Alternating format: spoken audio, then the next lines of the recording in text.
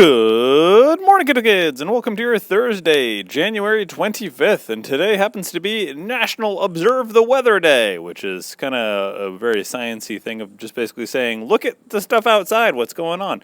So weather's what's going on day to day. And we feel sometimes like when we watch the news or whatever else we're getting our weather information from, there's just these like super high-tech CSI-style rooms where people are just somehow like, accurately measuring weather perfectly with computers that just somehow magically do that.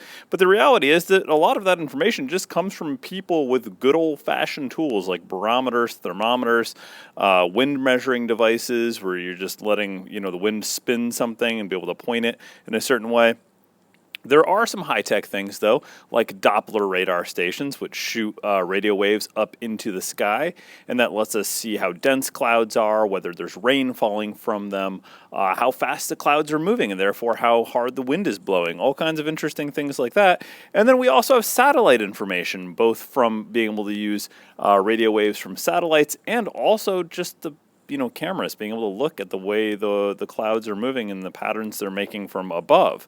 And then on top of that, probably the most vital piece of information is weather balloons. We send weather balloons up every single day to gather weather information at higher altitudes. And that's super important for both knowing what the weather's going to be doing coming up for us, predicting forward, and also, planes, like flying. It's kind of an important thing to know what's going on with the weather that way.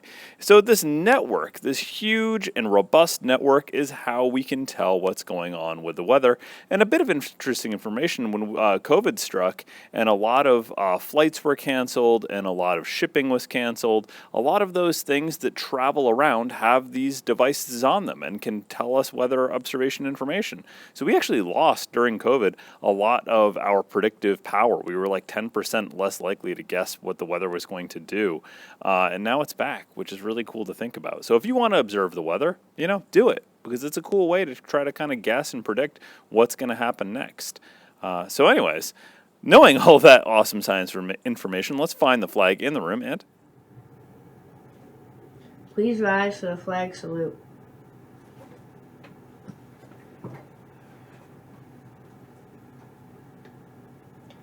I pledge allegiance to the flag of the United States of America and to the republic for which it stands, one nation, under God, indivisible, with liberty and justice for all.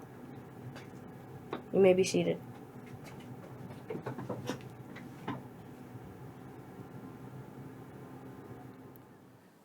You guys hear me geeking out about the weather. You know who's cool about that? Miss Coughlin knows a lot about weather observation. Anyways, let's talk a little about food for the day. We have on our menu a PB&J sandwich with string cheese stick, or a meatball sub, celery sticks with dressing, banana, and milk. What's going on with that? Guess what? Weather outside. That's right, because we're talking about weather today. It's going to be a high of 34 degrees right now. The high is going to be in the mid-30s for today. I apologize, the weather graphic I have right here cut off a little bit what was going on. But as you remember, we're looking at quite the warm-up over the next couple of days here. So I'm just going to tell you what's going on. Tomorrow, we're looking at a high of about 41 degrees. It's going to get way up there. Strong chance of precipitation, so we're going to have some rain coming down. And then it's going to be relatively dry as the temperature starts kind of stabilizing in the mid-30s and then dropping into the low 30s coming up in the beginning of next week. But not too much precipitation, not too much rain, or even snow to talk about into the future. So for the most part today, it's going to be relatively wet. And because the snow is on the ground, that makes it very, very foggy. So the fog cover is going to be there. So just be aware the dense fog actually might slow down traffic later in the day as well too. All right, I don't have a Kendall K9 to be able to share with you right now. So if you have a pet, a younger sibling, which is kind of like a pet, or any number of cool things you want to share, email me, message me, or just bring a picture into the classroom, and I will include that in the announcements. All right. I want to read you guys the Kendall mission statement. The mission of the Kendall Central School District to provide the knowledge, skills, values, and attitudes needed by students to live responsibly and compete successfully in today's and tomorrow's world. Well, I hope you guys have a terrific Thursday, and if I don't get a chance to see it, remember to stay colorful, Kendall. Oh, and I promised Leo I would tell him you're grounded, Leo.